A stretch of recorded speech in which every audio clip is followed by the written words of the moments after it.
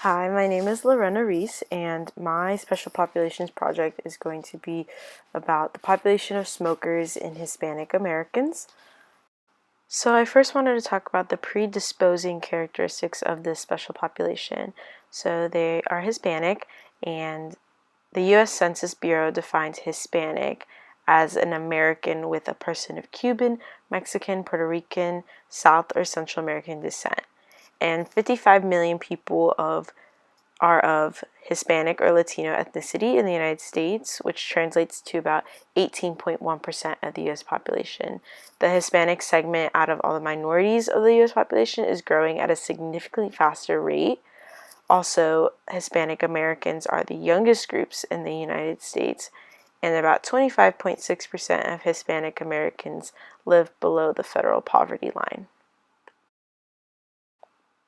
So, more specifically, with the smoking population within the Hispanic population, about 16.6% of Hispanic adults smoke cigarettes and about 3.5% smoke cigars. The prevalence of cigarette smoking is higher actually among Hispanic adults born in the United States than those who were foreign born, and that kind of goes into other cultural and ecological factors that I'll later get into. Also, Hispanic/Latino adults generally have lower prevalence of cigarette smoking and other tobacco use than other racial ethnic groups, with the exception of Asian Americans. This overall lower rate is in part a result of the lower proportion of Latino women who report smoking. The persistence of this observed smoking gap between the sexes has been pretty consistent in most studies of Latino adults that I had researched. However, prevalence varies among subgroups within the Hispanic population. So going off of the subpopulations, I wanted to highlight two Hispanic cultures, so Cubans and Puerto Ricans in the United States, and they are the two highest subpopulations that smoke within the Hispanic population, with Puerto Ricans with 29% of Puerto Ricans smoking and Cubans following them with 20% of the Cuban population who smokes. And I wanted to highlight a couple of reasons. So Puerto Ricans' persistent smoking habit can be traced to their Caribbean islands' tobacco agricultural history and the tobacco industry's aggressive marketing campaigns in Puerto Rico. Smoking was an accepted social norm for so many years, in part because it was considered a good way to earn a living, it was part of tradition, and it was ancestral. Also, with Cuba, it was kind of along the same way, but Cuba is very popular for their cigars, so that is another tradition that reigns within Cuba, as well as its economic success and its popularity with the dictator Fidel Castro. So continuing on with the enabling characteristics, I definitely wanted to highlight education and a couple of environmental factors that affects the reason why Hispanic smokers are prevalent in the United States. So I wanted to highlight first education, and I found in a study that was done in 2001 that in the overall sample, respondents with lower educational attainment, high score less, were more likely to smoke cigarettes than those with more education. The association between greater educational attainment and decreased smoking is especially observed in more developed countries, and we know that the United States is a developed country.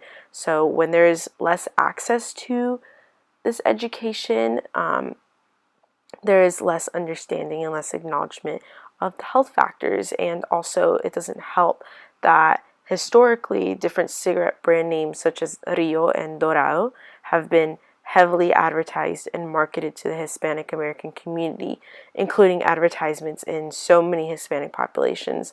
Tobacco products are advertised and promoted disproportionately to these racial and ethnic minority communities, including Hispanic, and tobacco companies have sought to appeal to the Hispanic population through branding, financial contributions, and targeting advertisement, especially because of the lack of education, as well as so many of them have the inability to speak English as soon as they either arrive in the United States or when they're trying to assimilate and be acculturated.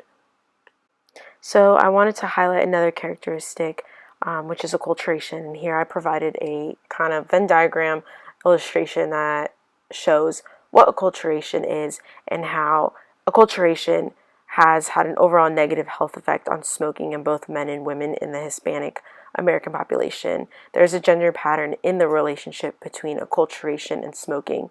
Although the prevalence of smoking is shown to be greater in men than in women, acculturation in women is associated with more smoking, including smoking during pregnancy. So getting accustomed and feeling comfortable can allow you to have fewer barriers to care and more access to healthy living. And continuing on to the need characteristics, definitely want to talk about lung cancer and how lung cancer is the third most common cancer in Hispanic men and women and is the leading cause of cancer death among Hispanic men and the second leading cause among Hispanic women. And also other diseases that go along with smoking include emphysema and heart issues as well. It's also important to recognize the culture and the Hispanic culture view of smoking in moral and characterologic terms, and both smoking and failing to quit are something as seen as moral failures by Latinos. Also, it's important to note that Hispanics have lower healthcare insurance coverage and less healthcare access than whites, making it less likely that they would be advised by a healthcare provider to quit smoking cigarettes or to have access to cessation treatments. Hispanics, however, still quit smoking at higher rates than whites and the general population as well. So I just want to have a couple discussion questions. The first, what is another possible solution that can bridge the gap in the Hispanic health disparity? And another is, based on the learned knowledge from this presentation, how do you think geographic location affects Hispanics and smoking? And here are my references.